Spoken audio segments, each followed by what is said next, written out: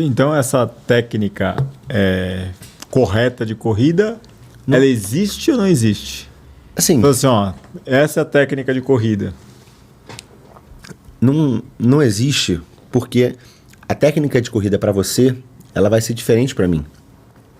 Se eu pegar, sei lá, 100 corredores de elite, os 100 vão correr diferente. É óbvio que eles vão ter partes. Isso, fundo ou velocista também? Fundo e velocista. Somos pessoas diferentes, com contextos diferentes. Então, essa pessoa, ela tem uma história por trás. Ela tem anatomia diferente. O corpo dela percebe aquele movimento diferente. Mas a gente está falando de corrida. E ninguém te ensina a correr. Ninguém vai te ensinar a correr, né? Você aprende a correr sozinho. Você quer se deslocar mais rápido, você vai lá e começa a tentar correr. Você vai tentando correr e você cai. Aí seu corpo aprende, feedback para cá, feedback para lá, você vai melhorando a performance. E aí você vai ajustando essa mecânica da corrida da melhor forma para você. Então, quando a gente fala assim, qual é a mecânica certa de corrida, existe um padrão normativo? É óbvio que todo mundo vai utilizar, por exemplo, o glúteo máximo para fazer propulsão, que vai utilizar o quadríceps. Se você entrar com o calcanhar, você vai utilizar o quadríceps para fazer absorção. Você vai utilizar a panturrilha para fazer propulsão. Você vai utilizar o ilipsoas para jogar a perna lá na frente. Você vai utilizar essas musculaturas. Agora, se você tiver um padrão um pouquinho mais para lá, um pouquinho mais para cá, você vai utilizar menos ou mais essas estruturas. E em determinadas fases, se eu entro com o médio pé, eu não vou utilizar tanto o quadríceps para absorver carga. Então, como é que eu posso falar que eu preciso correr daquele jeito ou eu preciso correr desse jeito aqui? Não dá. E quando a gente vai para a ciência ver isso, já existem estudos mostrando que não tem diferença em performance entre um cara, por exemplo, que corre entrando com calcanhar e um cara que corre entrando com médio pé. Inclusive, é uma pergunta que tem aqui: médio pé, retropé ou antepé se influenciam na corrida e se vale a pena mudar a corrida por causa disso? É óbvio que influencia. Assim, entrar com calcanhar influencia a corrida diferente de entrar com médio pé? Óbvio que influencia. Mas não é essa a pergunta certa, entendeu? A pergunta certa é: existe diferença em performance? Não. Não existe. Já tem estudos mostrando que quem entra com calcanhar, quem entra com médio pé, eles não têm diferença, por exemplo, numa economia de corrida. Mas a forma como eles vão absorver carga é diferente. Quem entra com calcanhar vai fazer o rolamento do calcanhar, do tornozelo e do antepé. Quem entra com médio pé e antepé, ele faz um movimento de mola e depois vai. Então, assim, a questão não é o que é melhor. A questão é o que acontece quando eu faço isso. E a partir daí, quando a gente vai, por exemplo, para um treino de força, faz toda a diferença, né? Porque, por exemplo, eu não posso tratar um corredor que entra com calcanhar da mesma forma que eu trato um corredor que entra com médio pé. Eles vão ter demandas diferentes.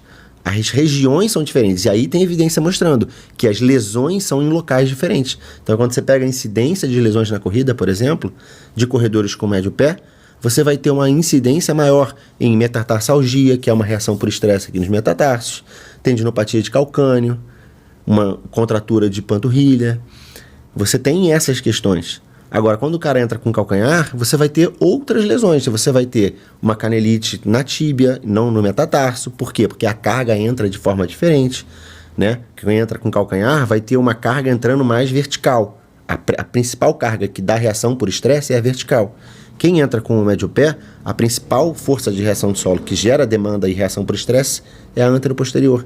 Então, assim, existem diferenças que vão provocar lesões em locais diferentes. Mas a quantidade de lesões também é a mesma. Não tem um que se machuca mais e um que se machuca menos. Então, essas falácias, elas foram contadas porque se imaginava isso lá atrás. Hoje já se sabe que não é isso que acontece. Mas as pessoas continuam propagando essas informações. E aí que está um grande problema. Porque quando eu pego, por exemplo, uma pessoa que entra com um calcanhar e eu chego para ela e falo assim: olha só, agora você tem 35 anos, sei lá, agora você vai entrar com o médio pé. Porra, esse cara, como é que ele absorvia a carga antes? Com quadríceps, glúteo máximo, glúteo médio. Como é que ele vai absorver agora? Panturrilha, tendão calcâneo e tibial posterior. Essas musculaturas, elas têm capacidade para absorver a carga? Que a carga não vai mudar muito. Ela vai diminuir um pouquinho, vai. Mas ela não vai mudar muito. Ele tem a capacidade para fazer isso? A gente não sabe. O que a gente vê? Que esse cara muda o padrão de forma errada, normalmente num alto volume de corrida, ou seja, ele erra em vários aspectos, né? Porque você pode até mudar esse padrão de corrida dele. É difícil, mas você consegue. Mas tem que ser num período onde ele está com um volume muito baixo de corrida. Porque você vai alterar um padrão motor do cara. Quando você faz isso, automaticamente você utiliza mais energia para aquilo. Quer ver? Um exemplo que eu sempre uso é o seguinte. Toma um gole da tua água aí. Opa. Não sei. Beleza, agora toma outro gole, só que você não pode esticar o cotovelo. Aí. O que você fez? Você utilizou outros componentes musculares, certo? Para o mesmo objetivo.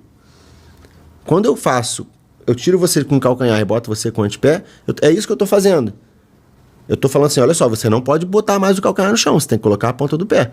O que você faz? Você vai conseguir fazer, mas você vai utilizar outros mecanismos para chegar naquele objetivo. Tomar um gole d'água é moleza, não tem impacto, não tem nada. Mas mesmo assim, você utilizou componentes da escápula, da musculatura, da cintura escapular que você não tinha utilizado antes. Você fez rotação de tronco que você não tinha feito antes. Então, quando a gente para pensar... Imagina se você faz isso daí 200 vezes por dia. Eu vou alterar a demanda. Isso pode, inclusive, alterar a demanda fisiológica em relação à velocidade crítica, limiar. Tudo. O cara tende a correr numa velocidade menor e ter um impacto biológico maior, porque ele tem uma eficiência mecânica menor. É isso. Ele pode até correr na mesma velocidade, mas ele vai ter um gasto energético muito maior para conseguir. Talvez um tempo de resistência menor nessa. Sim, exato. Então, quando você faz isso em alto volume de treino, por exemplo, digamos que ele vai correr uma maratona. Eu vou botar pela primeira vez, não estou nem botando que ele é um corredor de elite, não.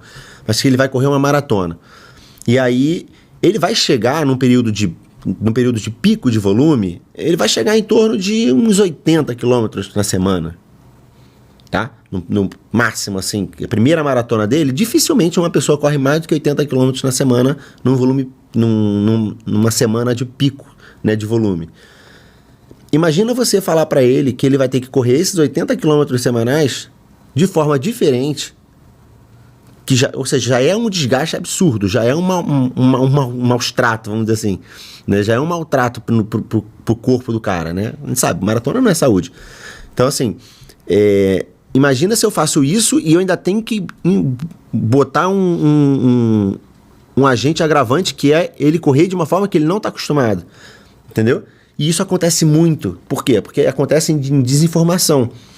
Existe uma assessoria de corrida, eu estou começando a treinar para a minha maratona, estou no meio do meu ciclo ali, aí eu vejo um outro cara que está num outro período, que está, por exemplo, num período de base, com um volume baixinho, e esse cara fala, corre daquele jeito que é melhor. Só que para ele pode ser até bom naquele momento, porque ele está com volume baixo. Eu estou com volume alto. E todo mundo acha que entende de corrida. Todo mundo acha que entende. Todo mundo acha que entende de futebol, né? Todo mundo acha que entende de futebol. Na verdade, todo mundo acha que entende de tudo. A verdade é essa, né? Hoje em dia a gente vê que as pessoas elas têm liberdade para falar sobre qualquer coisa na internet, né? Então, o acesso à informação ele é muito fácil.